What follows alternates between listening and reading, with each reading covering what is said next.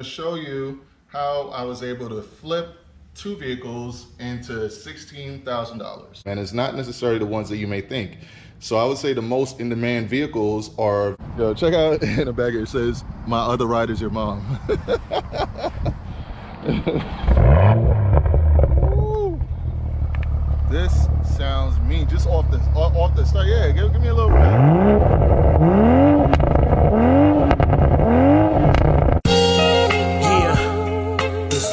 There's hate, lies and games, faith.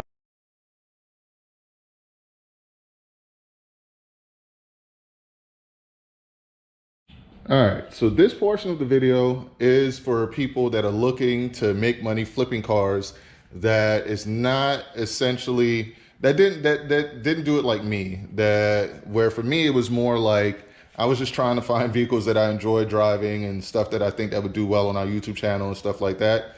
And so I didn't take the money out and use it, for anything. I basically put the money back into these vehicles that I have here. But let's say you're somebody that actually wants to make money doing this, and here's what I'd recommend. I'd recommend first finding searchable cars that are in high demand, and it's not necessarily the ones, or vehicles that are in high demand, it's not necessarily the ones that you may think. So I would say the most in demand vehicles are vehicles that would make other people money, that can make you money.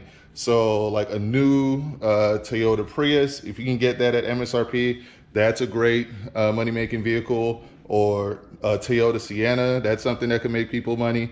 Or any black luxury vehicle, like Cadillac Escalade, things of that nature, Tahoes, anything like a black Lexus truck, any like, or even now the new Mazda CX-90, you get one of those in black too. That's another, because people can use them for Uber, Lyft, and when they have those type of vehicles, they make more money on those platforms.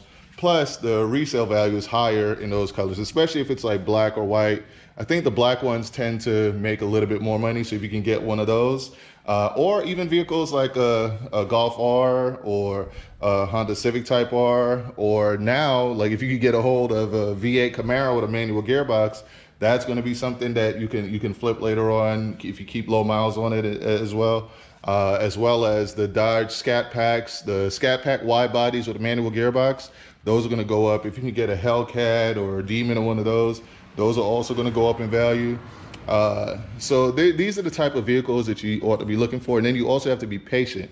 You need to find, I would basically scour different dealerships, look online. You can look on cars.com, or you could also look on Auto Trader and things like that, and try to find deals. So if you see there's been like a Honda Civic Type R that's been sitting on a lot for like a couple months, like this is how I got mine. Like I saw this one was sitting on a lot for like a really long time.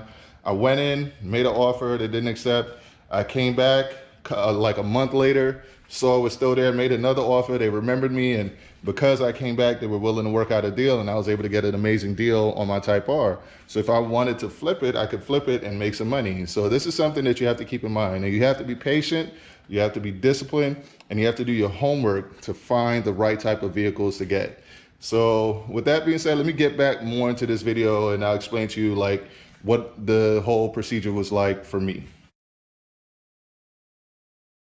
All right guys, welcome back to the channel, and today I'm going to show you how I was able to flip two vehicles into $16,000. Now, full disclaimer, or full disclosure, sorry. I'm going to say that it wasn't $16,000 in cash.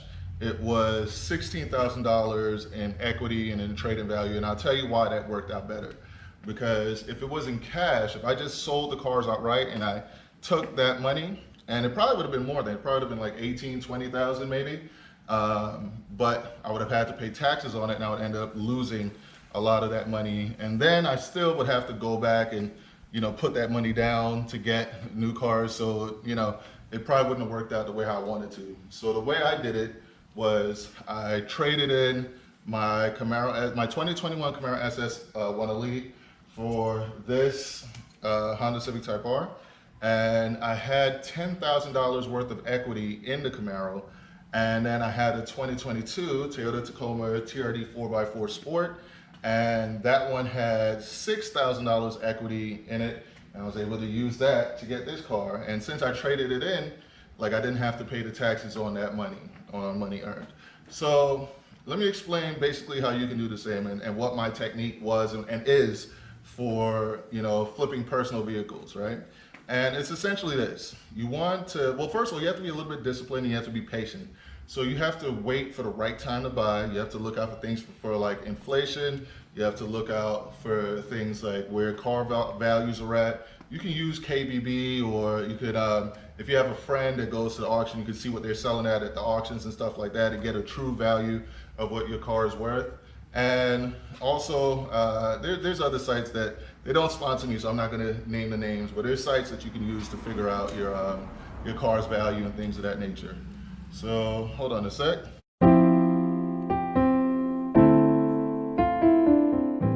Sorry about that, had to take a quick break. But yeah, so there's things that you can do to figure out your car's value and kind of know where you're at. Then you also need to know where the markets are at, you know, and what you know, what cars are the most searchable or the type of cars that's in the most demand that people are looking for at any given moment, right? So for me, I knew that with Chevrolet, they were discontinuing the Camaro, and because of that, the value of my 8-cylinder Camaro SS1LE, my 2021 Camaro SS1LE, I knew that the value was going to go up. So while the value was starting to creep up, I was like, okay, now is the right time for me to go ahead and trade in my car. Plus, because of how I was, the way I financed it, I was paying like $100 extra every month, and that was paying down the interest plus what I owed on the car.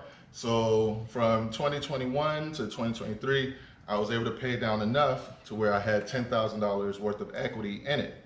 Same thing with the truck. Like I chose a truck that retains its value very well in the Toyota Tacoma. I think it's one of the highest retained value vehicles that you can get. It retains its value very well, and then I chose one that was really kind of special. I chose one that was in Blue Crush Metallic with a manual gearbox. It had the 4-wheel drive, and it had a lot of the features that people are looking for. And that's another thing. You have to choose carefully the vehicles that you purchase. Another thing that's key to this is that I made sure my vehicles weren't heavily modified. I think on the truck, all I did was put in LED lights, which raised the value. And then on the Camaro, all I did was put in a cold air intake, and I kept the stock intake. So I was able to, you know, to swap it out. And anybody get in that car, and here's another thing too. You have to maintain your cars very well. Like if you look at the vehicles I have now, like I wash them, I maintain them, I keep them clean. They're like pretty much spotless. And even the Camaro, I went by to check it out recently because they didn't sell it yet, but it still had that new car smell. Still smells like new car. The Tacoma sold almost instantly, you know, it sold like maybe 2-3 days after they put it up for sale.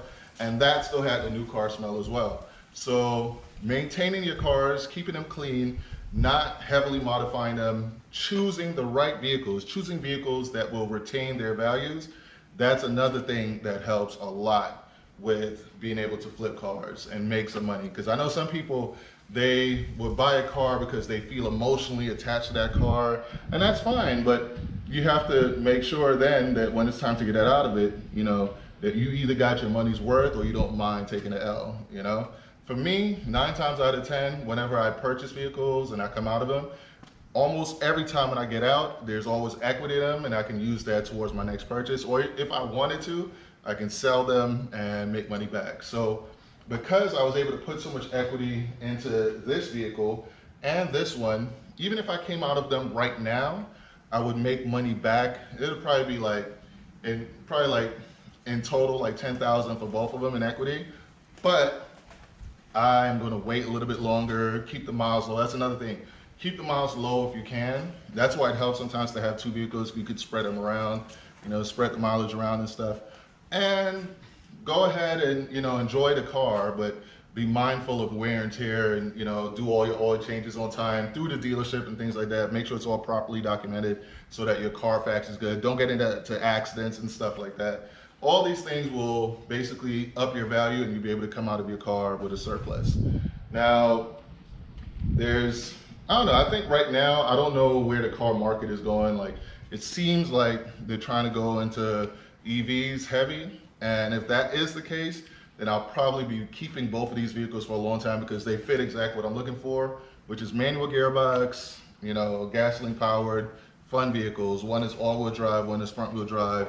One is faster than the other, but this one has great tuning potential, and I think I may do some simple mods on this, mods that if I want to come out of it, I could take it off and, you know, and still keep the value.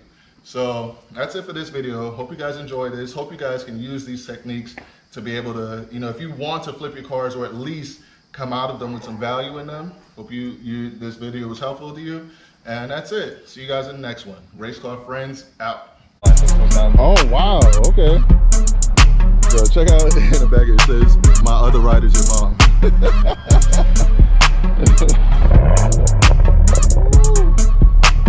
This sounds mean, just off the side. Yeah, give me a little